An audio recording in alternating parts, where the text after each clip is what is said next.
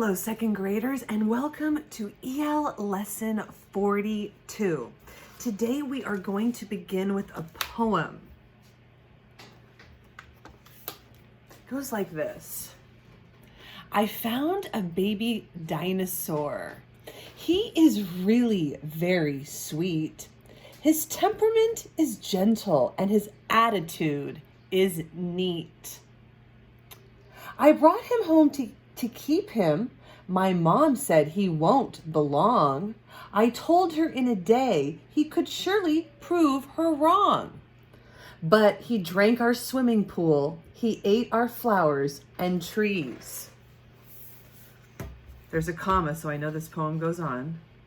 He blew my bike away every time he sneezed. He got stuck in our doghouse. He sent our cat away. He smashed my toys to pieces every time he tried to play. He stole my Halloween candy. He drew on all the walls. He wore my favorite coat, and now it's not a coat at all. I found a baby dinosaur. He is really not so sweet. He left our home a mess. His visit was no treat. Treat, sweet. I look at the end of the sentences, away, play. The last word in the sentence tends to rhyme. If you can see treat, the last word, and then sweet, and then over here we have away and play at the end of the sentences. We should try to come up with our own poems. Poems can rhyme, poems cannot rhyme. There's really no rules when it comes to poetry. It's up to you. It's really fun, and I will teach you more about poetry. What do you think that is happening in this poem? What is happening? It looks like he got a dinosaur for a pet, and it didn't turn out very good. Drank the swimming pool, ate the flowers. Oh, a baby dinosaur, mind you. Oh my goodness. It didn't turn out so great, didn't it? You can talk about what it would be like to have a baby dinosaur as a pet. That would be kind of fun and kind of crazy. All right, we're going to continue with our text from last time about the Masara Dig, the story of Dr. Holly Woodward Ballard, who is actually a female paleontologist who was out on a site and made a discovery. So who is the main character in this narrative? What do we remember about her from Holly, from yesterday's read aloud? What do you remember about Holly? Let's take a look at a specific part in the text and answer some questions. So today what we're going to do, this is our learning target.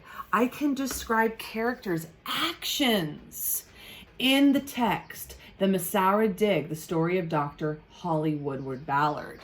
Okay, actions, using tools. We know that paleontologists use tools.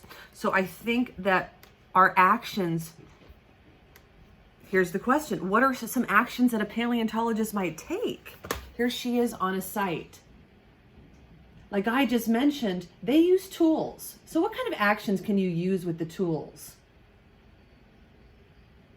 Brush, pick, scrape. Those are good verbs, actions. Now, we're going to answer some questions in this part of the text. Listen for who is the main character in this narrative and what happened in this part of the narrative. Here we go. The search for the tiniest bones. Okay, we're going to read this text right here.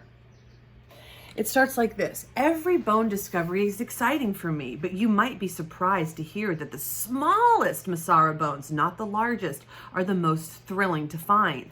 This is because we still know very little about how dinosaurs grew up from tiny hatchlings into adults. They know very little about how they grow up. So the tiniest bones can give us the most important clues. Now I'm on the second paragraph here, okay? On my latest dig at the Brandvold Quarry in the Egg Mountain area, I was on the hunt for baby bones. But there were so many bones in the quarry. How would I find a tiny bone in the piles of large and broken bones? I wasn't sure that my search would be successful. The area where my crew and I were digging is surrounded by hilly grassland. The grass is normally a deep green, but it was beginning to turn golden yellow from the summer sun and heat. We could see the jagged Rocky Mountains to the west. The Brandvold quarry is about 64 square meters. A crew that had been there before us had already moved about 15 feet of rock. I'm at the bottom paragraph here. This exposed the fossil layer. At first, we needed to remove the sediment on top so we could get to more of the bones. We used shovels and pickaxes to scrape off the sediment. And then we loaded the dirt and rock into a wheelbarrow and removed it from the site. Sometimes the rock was so hard, we even had to use a jackhammer. Now that last paragraph is very important. So let's answer these questions here. Who is the main character and what happened in this part of the narrative? Okay, I want you to talk about that in small groups. Who is the main character and what happened? When we talk about action words, I heard a lot of action words at the end of that. Shovel, pickaxe. They had to remove the sediment. Remember, you can pause that at any time and look at that very, very end of that paragraph, okay? So right now, I would like us to focus on another learning target. I could write a sentence to describe a paleontologist's action. So let's get started on that. I can write a sentence to describe a paleontologist's action. Okay. So using a pencil and paper,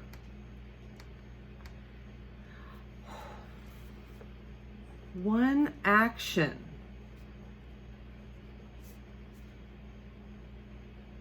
A paleontologist uses is to blank. One action a paleontologist uses is to blank. I made a fancy A and G. Let me fix that for you. Okay?